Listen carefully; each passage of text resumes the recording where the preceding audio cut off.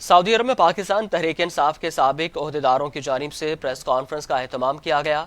رہنماؤں کا کہنا تھا کہ وہ وزیر اعظم عمران خان کے نظریے کے ساتھ کھڑے ہیں اور ملک کی سیاست میں اوورسیز پاکستانیوں کے کردار کو بڑھانے میں کام کرتے رہیں گے۔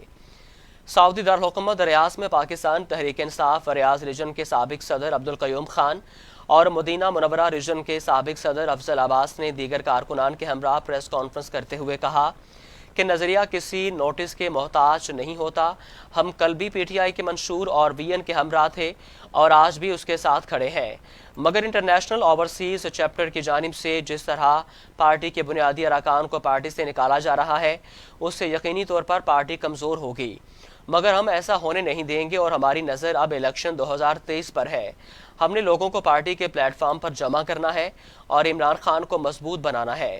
پریس کانفرنس سے شفیع خان، ڈاکٹر نور امین، آفتاب خان، عرفان ملک سمیت دیگر نے بھی اظہار خیال کیا۔